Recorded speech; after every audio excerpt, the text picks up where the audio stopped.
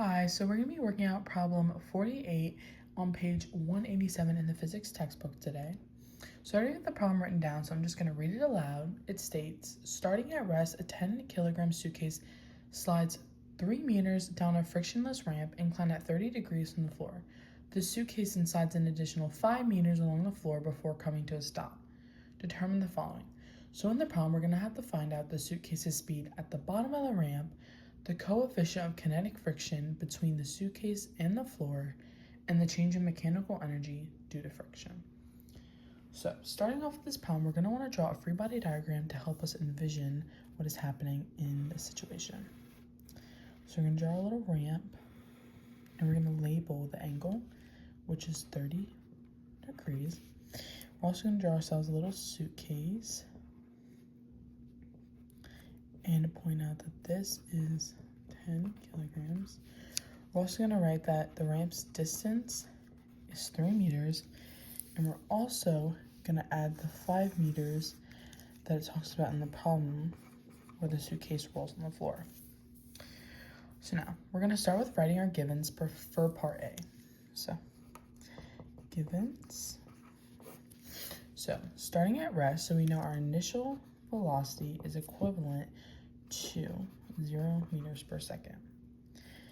Then we have our first distance of 3 meters, along with our angle at 30 degrees, so theta equals 30 degrees. And we also have our second distance of 5 meters.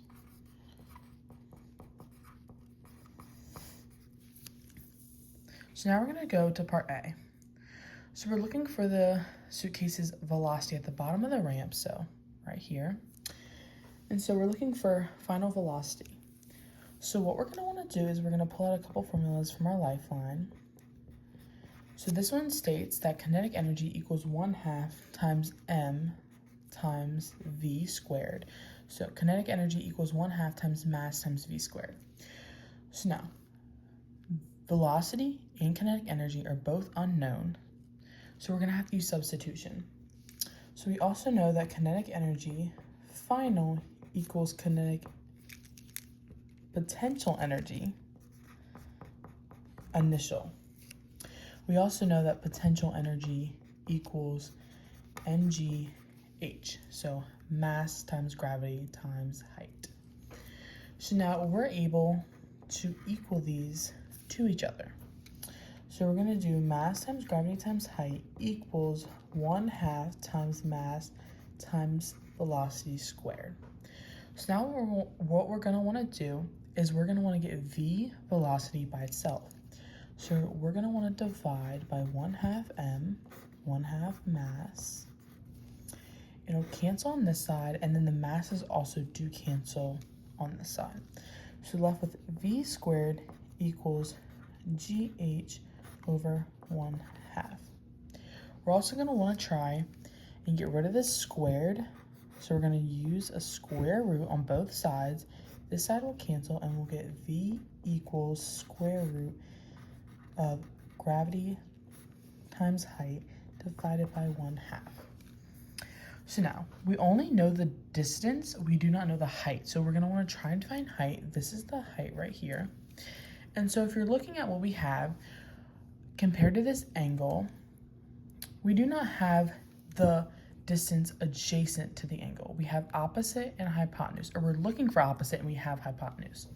So we know that sine equals opposite over hypotenuse. So we're gonna plug in what we know. So we're gonna plug in our 30 degrees, and we're also gonna plug in our height over our hypotenuse. And so now we know if we do cross multiplication, this is technically over 1, and if we do cross multiplication, it'll end up as 3 times sine of 30 degrees. And so we can just throw this into our calculator, and you should get 1.5 meters. So now what we can do is we can go back to our equation and we can plug in what we know. So no gravity is always 9.8. Now we can plug in our height that we found, divided by 1/2. So we can just plug this into our calculator again. Times 1.5, all divided by 1/2. And this is what you should get for your final answer for velocity. So it's equivalent to 5.42 meters per second, as we know velocity is measured in meters per second. Also, I want to point out that we're using 3 significant figures because if you look at all of our knowns, all of our givens that we were given from the problem, the number with the least amount of sig figs is 3. So we're going to use 3 for all of our final answers. So now that we found part A, we're going to go to part B. We can label this as part A, and we're going to label this as part B. So for part B, we're going to use another equation that we know from our lifeline. Force of friction equals mu times normal force. So now we're going to want to get mu by itself, just like we got V by itself up here earlier. We're going to divide normal force from both sides. It's going to cancel on this side, and we're going to be left with mu equals force of friction divided by normal force. So now you're going to realize that we do not have force of friction or normal force, but we can find both of them. So for normal force, we know that it equals to mass times gravity. We have our mass and we have our gravity, so we can just multiply these right now. And we know that this is going to be equal to 98.0 newtons. So we can plug this in. And now we can find our force of friction. So for force of friction, we know that gravity and normal force are canceling each other out, and the only other force that's really working on the object is as it is sliding down and going on the floor. It doesn't have an applied force, but it has a force of friction acting on it from the floor. So what we're going to want to do is we're going to equal force of friction to net force. We also know that net force is equivalent to mass times acceleration. So now we're going to plug in our numbers, but you're going to realize that we don't have an acceleration. So we're going to go to looking for one. We're going to use one of our kinematic equations, which is final velocity squared equals initial velocity squared plus 2 times acceleration times displacement. Now we're going to want to try and get acceleration by itself so we can solve for it. So we're going to minus initial velocity squared from both sides, and we'll be left with final velocity squared minus initial velocity squared, which is equivalent to 2 times acceleration times displacement. Now, we're not done. We have to do something else to get A by itself. We have to divide the 2 in the displacement from the A, and it'll cancel on this side, and we'll be left with acceleration equals final velocity squared minus initial velocity squared all over 2 times delta x, or displacement. So something's a little different about this equation. We put earlier that the initial velocity was 0 because we were looking up here. But now that we're looking at the floor portion of the diagram, we know that our final velocity will be 0 because it says in the problem that it comes to a stop. So now we know that our final velocity will be 0, and our initial velocity when it comes off the ramp is on the floor will be the velocity that we found in part A, 5.42. So we can use these numbers and plug them in.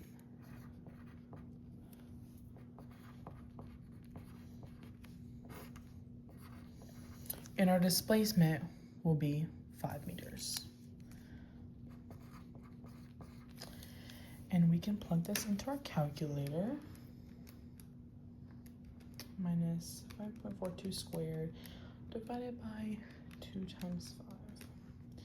So you should get negative 2.94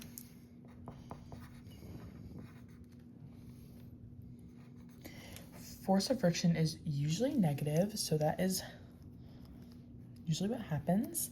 And so now we can put in our acceleration up here, and we know that if we move our decimal points, we're just going to ignore the negative for right now. We know that moving our decimal points, it'll just be 29.4. Now we can put this 29.4 back into our equation over here. Newtons. Don't forget to write our units.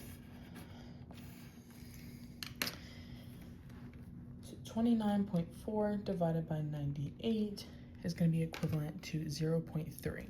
And we're going to add 2 extra zeros at the end to make our significant figures bigs 3. Mu does not have a unit, so we're just going to leave it as this. So now we're going to go to the back for part C. Since we're running out of room on the front, we're just going to flip to the back. So part C says that we're looking for the change in mechanical energy due to friction. So we're going to write part C. And for change in mechanical energy, we're going to equal it to kinetic energy final minus potential energy initial. So we know that the kinetic energy final will be 0 because it is going to come to a stop. That's kind of a wonky 0. 0. And we know that our potential energy initial, and we know that our potential energy just in general equals mass times gravity times height. So we're going to plug in mass times gravity times height. We already know what our mass is. We're going to multiply that by our gravity. And then earlier we found the height in the front by doing 3 times sine of 30 degrees. So we're going to plug in our 1.5 and we're going to plug this into our calculator. So negative 10 times 9.8 times 1.5. And you should get negative 147 joules, because that is what energy is measured in. And so to recap over our final answers, for the suitcase's speed at the bottom of the ramp, the suitcase's velocity, we got 5.42 meters per second. And for part B, the coefficient of kinetic friction between the suitcase and the floor, we got 0.300. And then for the change in mechanical energy, we got negative 147 joules. Thank you.